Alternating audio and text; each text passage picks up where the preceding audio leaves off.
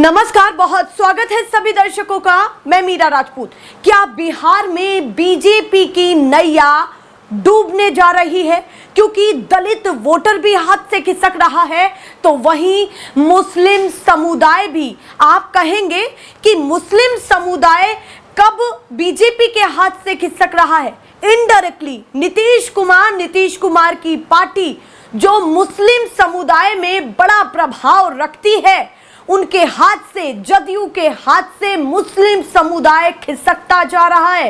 एक के बाद एक धड़ल्ले से जेडीयू में इस्तीफे हो रहे हैं। और अब जब मैं आपको खबर बता रही हूं, इस समय सैकड़ों समर्थकों ने, सैकड़ों कार्यकर्ताओं ने जेडीयू के और एक नेता ने भी आरजेडी को ज्वाइन कर लिया है। आप सोचिए, आरजेडी को ज्वाइन कर लिया है सैकड़ों कार्यकर्ताओं ने। उनके साथ साथ मुस्लिम समुदाय के एक नेता जिनका खासा प्रभाव है, उन्होंने भी आरजेडी को ज्वाइन कर लिया है, सीधे जदयू को इस्तीफा देकर के। खबर केवल यही नहीं है बुरी एनडीए गठबंधन के लिए कि मुस्लिम समुदाय खिसक रहा है, क्योंकि नीतीश कुमार को जिस तरीके से अपने गठबंधन में महत्वपूर्ण भूमिका बीजेपी ने दी हुई है, उससे ये क्लियर हो जाता है कि उन्हें भी पता है कि जो जदयू का वोट बैंक है वो वोट बैंक है जो बीजेपी का नहीं है, और वो कलेक्ट करने के लिए नीतीश कुमार एक प्रभावी चेहरा है। पर फिलहाल मुस्लिम समुदाय अब निराश होकर के आरजेडी और कांग्रेस को ज्वाइन कर रहा है। ऐसा क्या हो गया है कि नीतीश कुमार पर मुस्लिम समुदाय को भरोसा नहीं रहा है? मुस्लिम समुदाय के जिन नेता ने इस्तीफा अभी दिया है सैकड़ों कार्यकर्ताओं के साथ, आप सोचिए कि सैकड़ों कार्यकर्ताओं के साथ उन्होंने ये तक भी कह दिया है कि नीतीश कुमार अब सेक्युलर नहीं रहे। सेक्युलरिज्म की जो बातें उनकी पार्टी में होती थी, अब वो नहीं है, और इसीलिए अब हम इस्तीफा दे रहे हैं। उन्होंने बीजेपी आरएसएस का भी जिक्र किया कि अब नीतीश कुमार की पार्टी में बीजेपी आरएसएस की चलती है। बहुत सारी बातें उन्होंने कही है, मैं आपको बताऊंगी। पर इसके साथ साथ बीजेपी के लिए भी बुरी खबर है। बीजेपी के लिए बुरी खबर यह है कि बीजेपी के प्रवक्ता असित नाथ ने बीजेपी से इस्तीफा दे दिया है, और इस्तीफा देकर के वो कहां गए हैं? अभी तक मैंने आपको बताया कि आरजेडी में कौन कौन शामिल हुआ। असित नाथ जो बीजेपी के प्रवक्ता हैं, उन्होंने कांग्रेस को ज्वाइन कर लिया है। वो कांग्रेस में चले गए, यानी कि बीजेपी और जदयू के जो नेता हैं, या तो वो आरजेडी में जा रहे हैं या फिर वो कांग्रेस में जा रहे हैं, और बीजेपी के नेता सीधे कांग्रेस में पहुंचे हैं। और उन्होंने एक गंभीर आरोप लगाते हुए पार्टी को छोड़ा है, बहुत गंभीर आरोप। आप भूले नहीं होंगे, बिहार में कुछ दिन पहले ये खबर निकल करके सामने आई कि एक छोटी सी बच्ची के साथ मुजफ्फरपुर में रेप हुआ। उसके बाद ये खबर निकल करके सामने आई कि जब भी उसके अंदर जान थी, और अस्पताल में कई गंभीर आरोप इन्हीं असित नाथ ने लगाए हैं जिन्होंने पार्टी को छोड़ा है। उन्होंने कहा है कि व्यवस्था इतनी खराब, और उसके साथ साथ किसी ने मदद नहीं की उस बच्ची की।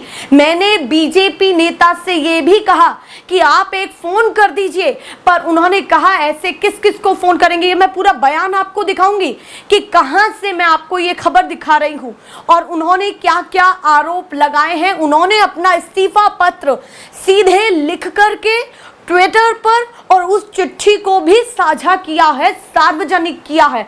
उस चिट्ठी में साफ तौर पर यह लिखा हुआ है कि मैंने सच्चाई क्या कह दी, ये बौखला गए। ऐसे शब्दों का इस्तेमाल असित नाथ ने किया है, जो बीजेपी प्रवक्ता बीजेपी की तरफ से अब से कुछ दिनों पहले अपनी बातें या फिर बीजेपी को मजबूत करने के लिए तमाम सारी चीजें कर रहे होंगे। पर उन्होंने इस मामले पर, जो मुजफ्फरपुर कांड है, जो बच्ची के साथ हुआ, उस मामले पर पार्टी छोड़िए। उन्होंने कहा है कि मैं दुखी हूं, और अब मैं पूरी तरीके से इस्तीफा देकर के इस पार्टी में नहीं रहना चाहता हूं, मैं कांग्रेस को ज्वाइन कर रहा हूं। बड़े गंभीर आरोप उन्होंने लगाए हैं, और जिन पर लगाए हैं वो मंत्री रहे हैं।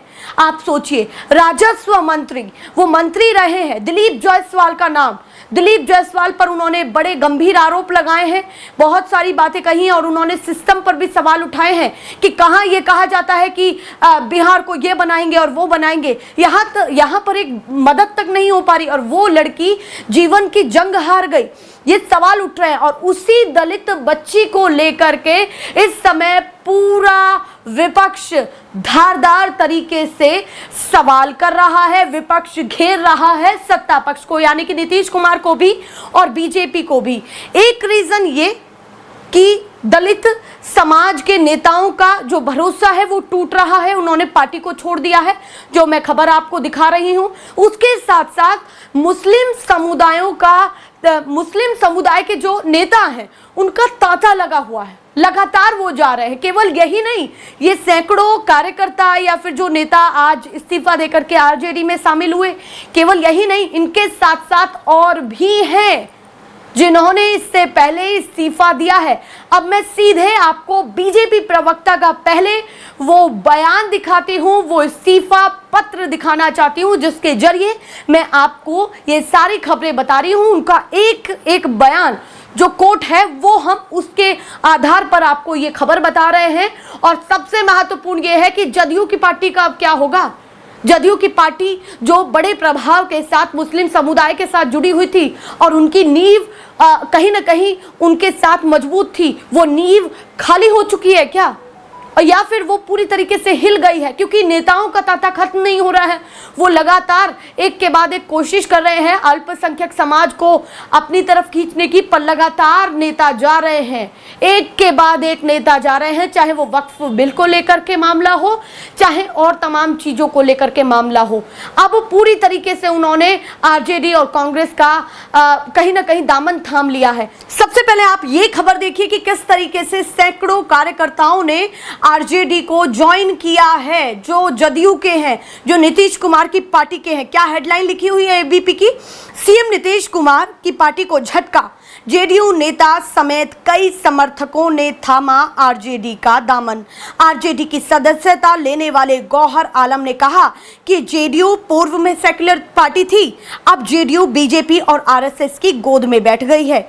ये बड़ा आरोप गौहर आलम हैं उन्होंने लगाया है, जो जेडीयू की पार्टी को छोड़ करके आए हैं, मुस्लिम नेता हैं। मुस्लिम समुदाय का ये सारा वोटर खिसक रहा है और नेता खिसक रहे हैं और एक के बाद एक मुस्लिम नाम ही इससे पहले भी निकल करके सामने आए हैं और उसी के आधार पर पार्टी है, क्योंकि बीजेपी को पता है कि मुस्लिम समुदाय का जो वोट बैंक है वो नीतीश कुमार ही खींच सकते हैं और अब वही जा रहा है।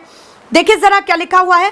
बिहार विधानसभा चुनाव 2025 से पहले मुख्यमंत्री नीतीश कुमार की पार्टी को झटका लगा है। पूर्वी चंपारण के ढाका से जेडीयू के प्रखंड अध्यक्ष गौहर आलम ने अपने सैकड़ों समर्थकों के साथ आरजेडी का दामन थाम लिया है। बीते मंगलवार 3 जून 2025 की शाम को ढाका के पूर्व विधायक फैसला रहमान के ढाका स्थित आवास पर उन्होंने अपने सैकड़ों समर्थकों के साथ आरजेडी की सदस्यता ली है। पार्टी में शामिल हुए नए सदस्यों को सम्मानित किया गया है, फूल माला देकर आरजेडी की टोपी पहनाई गई। बता दें कि दोनों सदनों से वक्फ बिल पास होने के बाद मुस्लिम वर्गों में नाराजगी देखी गई थी। उसी दौरान गौहर आलम ने 15 लोगों के साथ जेडीयू से इस्तीफा दे दिया था। अब जब कुछ महीने में विधानसभा का चुनाव है तो वे आरजेडी में शामिल हो गए हैं। देखना होगा कि पार्टी में शामिल होने से क्षेत्र में आरजेडी को कितना फायदा होता है। तेजस्वी यादव का मुख्यमंत्री बनना तय, ये उन्होंने कहा है, जो जदयू को छोड़ करके अब आरजेडी में आए हैं। यानी कि मुस्लिम समुदाय का वोट बैंक इस समय बिखरा हुआ था, कुछ आरजेडी में जा रहे थे, कुछ नीतीश कुमार के पार्टी में जा रहे थे, पर अब जब नीतीश कुमार की पार्टी के नेता जो मुस्लिम समुदाय के हैं वो तेजस्वी की पार्टी में आ जाएंगे तो फिर क्या बचेगा? सबसे बड़ा सवाल तो यही है कि फिर क्या बचेगा, क्योंकि वो जो वोट इधर उधर जा रहा था मुस्लिम समुदाय का, अब वो इकट्ठा होकर के क्या एक साथ महागठबंधन में जाने वाला है, कांग्रेस और आरजेडी के खाते में जाने वाला है। आगे देखिए कि क्या लिखा हुआ है। इस मौके पर पूर्व विधायक फैसल रहमान ने बताया कि कई दलों के नौजवान साथी आरजेडी में शामिल हुए हैं। इन लोगों के आने से ऊर्जा बढ़ेगी। लोगों ने ठान लिया है कि तेजस्वी यादव को बिहार का मुख्यमंत्री बनाना। फैसल रहमान ने लोगों से अपील करते हुए कहा कि तेजस्वी यादव की महत्वपूर्ण माई बहिन मान योजना को घर घर तक पहुंचाएं। तेजस्वी यादव को मुख्यमंत्री में अपना सहयोग दें, बनाने में सहयोग दें। दूसरे और पूर्व मंत्री सह नरकटिया विधायक डॉक्टर शमीम अहमद ने कहा कि सैकड़ों की संख्या में लोग आरजेडी परिवार में शामिल हुए हैं। ऐसे में पार्टी को और मजबूती मिलेगी। तो ये इस दमखम के साथ मुस्लिम नेता जदयू को छोड़, एनडीए गठबंधन को छोड़, जिसमें बीजेपी और नीतीश कुमार हैं, उस पार्टी को, उस गठबंधन को छोड़ आरजेडी के गठबंधन, आरजेडी में जा रहे हैं, महागठबंधन में जा रहे हैं, जो कांग्रेस और आरजेडी का गठबंधन है। कुछ इस तरीके की खबरें निकल करके सामने आ रही हैं। अब आप सोचिए कि बीजेपी को नुकसान, एक तो पहले ही पैर पर बड़ी कुल्हाड़ी लग चुकी है नीतीश कुमार के वोटर्स पर, क्योंकि नीतीश कुमार के जो वोटर्स हैं वो मुस्लिम समुदाय से आते हैं और खास करके उनका प्रभाव बड़ा है, और उसके साथ साथ ओबीसी समाज के भी लोग जुड़े हुए हैं। पर यहाँ दोनों कट रहे हैं, एक तो मुस्लिम समुदाय के वोटर्स, उसके साथ साथ अब दलित समुदाय के भी वोटर्स कटेंगे, क्योंकि जिस तरीके से असित नाथ जो बीजेपी नेता, बीजेपी प्रवक्ता रहे हैं, उन्होंने कांग्रेस को ज्वाइन कर लिया है और वो ये आरोप लगा रहे हैं कि एक बच्ची के लिए बीजेपी के सिस्टम ने मदद नहीं की। अब मैं सीधे आपको उनका इस्तीफा पत्र दिखाती हूँ। असित नाथ जो बीजेपी प्रवक्ता हैं, उन्होंने पार्टी छोड़ने से पहले इस्तीफा देते हुए क्या कहा है। उन्होंने लिखा हुआ है कि इस्तीफा पत्र, आदरणीय दिलीप जायसवाल जी, हाल के दिनों में बड़ी अपराध की घटनाएं और उसके बाद पीएमसीएच में ऊपर से नीचे तक धार हथियार से मतलब उस बच्ची का रेप का शिकार जो बच्ची हुई थी उसके बारे में लिखा हुआ है। वो मैं नहीं बताना चाहती हूँ यहाँ पर कि उन्होंने क्या मेंशन किया है। उसको लिखा है उन्होंने, उसके आगे उन्होंने लिखा है कि आपराधिक घटनाओं के पीड़ित आप जैसे वीआईपी लोग तो होते नहीं, आम आदमी की पीड़ा से आपको क्या लेना देना। मैंने पुलिसिया कार्यशैली पर सवाल क्या उठा दिए, आप बौखला गए। पीएमसीएच कैंपस में एम्बुलेंस में रेप पीड़िता वो बच्ची तड़पती रही जिसके साथ मतलब दुष्कर्म हुआ। आगे ऐसे शब्द हैं कि मैं नहीं बोल सकती हूँ। उस बच्ची के लिए उसे बेड नहीं मिला, इसके खिलाफ मैंने आवाज उठा दी तो आपको गुस्सा आ गया।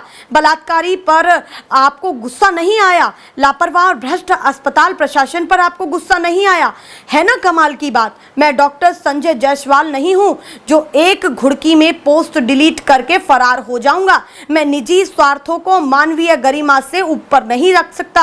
आपको साथ मेरा चलना अब संभव नहीं, आपके साथ मेरा चलना अब संभव नहीं। आपने पार्टी में प्रवक्ता के तौर पर मुझे अवसर दिया, इसके लिए आपका आभार, और इसी आभार के साथ कीजिए मेरा इस्तीफा स्वीकार। नमस्कार। असित नाथ तिवारी वो यहाँ कह रहे हैं कि मैं अपने निजी स्वार्थों के चलते मैं मानवीय गरिमा को खत्म नहीं करूंगा। मानवीय गरिमा से ऊपर अपने निजी स्वार्थ को नहीं रख सकता, और इसीलिए अब मैं पार्टी को छोड़ रहा हूं, चाहे मुझे कितना भी बड़ा पद मिला हो, उसके लिए आपका आभार। उन्होंने पार्टी को छोड़ दिया है ये कह करके, और उन्होंने कई गंभीर आरोप दिलीप जायसवाल पर लगाए जो मैंने आपको बताए थे कि उनसे मेरी बात हुई पर उन्होंने मदद नहीं की। उन्होंने ये कह दिया कि ऐसे तो, ये मैं आज तक के हवाले से दिखा रही हूँ, देखिए जरा क्या लिखा हुआ है कि हर सरकारी अस्पताल में ऐसे मरीज मिलते हैं। ये बयान उन्होंने कोट किया असित नाथ तिवारी ने कि इस तरीके की बात मेरी दिलीप जायसवाल से हुई, और आगे लिखा हुआ है आज तक के हवाले से कि दिलीप जायसवाल के बयान से दुखी नेता ने ज्वाइन की कांग्रेस। अब ये महत्वपूर्ण हो जाता है कि आगे क्या होने वाला है। अब आगे मैं बता दे रही हूं कि उन्होंने क्या लिखा है कि पूर्व कांग्रेस प्रवक्ता असित नाथ तिवारी ने 1 साल बाद भाजपा छोड़कर फिर कांग्रेस में वापसी कर ली है, यानी कि ये इससे पहले कांग्रेस के प्रवक्ता थे और वो बीजेपी में गए। उन्होंने मतलब बीजेपी का रुख अपनाया कि मैं किसी और पार्टी में जाऊं। उसके बाद वो निराश होकर के फिर से कांग्रेस में लौट चुके हैं और क्या कह रहे हैं कि उन्होंने भाजपा पर मुजफ्फरपुर की नाबालिग बच्ची के साथ हुए अपराध में संवेदनहीनता का आरोप लगाया और कहा कि पार्टी नेतृत्व ने मदद नहीं की, बजाय तंज कसे सोशल मीडिया पर अपना नाराजगी जाहिर करने पर उनसे पोस्ट हटाने का दबाव डाला गया। उनका कहना है कि जब मैंने ये नाराजगी जताई कि मेरी मदद नहीं की गई उस बच्ची के लिए, तो उस पोस्ट को डिलीट करने का भी दबाव मुझ पर डाला गया। उन्होंने सदाकत आश्रम में कांग्रेस अध्यक्ष राजेश कुमार की मौजूदगी में पार्टी को ज्वाइन कर लिया है।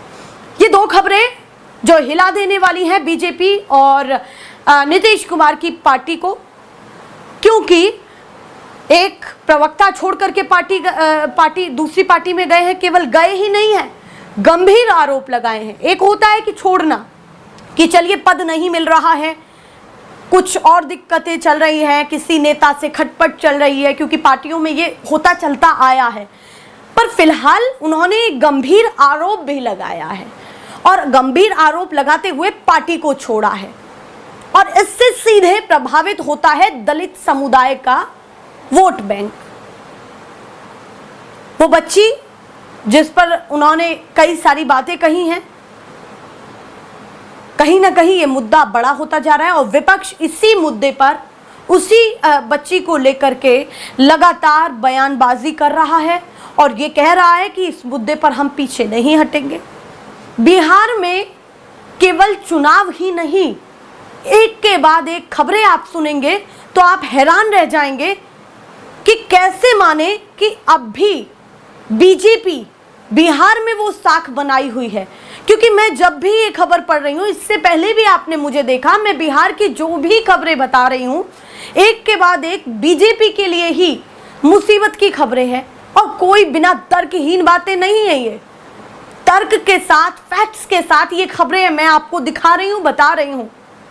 और एक खबर से अगर मैं मानूं, चलिए एक खबर, जिस तरीके से अभी असित नाथ गए हैं, इनसे केवल हजार कार्यकर्ता, 1000 समर्थक ही अगर प्रभावी होते हैं तो आप सोचिए अब तक तो जेडीयू में कितना तांता लग चुका है। लाखों तक भी मैं कम से कम जोड़ करके चल रही हूं कार्यकर्ताओं की संख्या, तो फिर भी लाखों वोटर्स तक अभी तक प्रभाव पहुंच चुका होगा। और सबसे महत्वपूर्ण चीज ये है कि जिस तरीके से ये नेता जा रहे हैं, अलग अलग वजह बता रहे हैं, तो क्या बीजेपी या फिर एनडीए गठबंधन से इनका विश्वास उठ चुका है? अब आप क्या कहते हैं वो हमें ज़रूर बताइए, क्योंकि पत्रकारों की ज़्यादा टिप्पणी ठीक नहीं है। आपका क्या कहना है? चैनल को सब्सक्राइब करिए और हमारे साथ जुड़े रहिए और उसके साथ साथ आपको कौन से मुद्दे ज़्यादा पसंद आ रहे हैं वो भी हमें ज़रूर बताइए। फिलहाल के लिए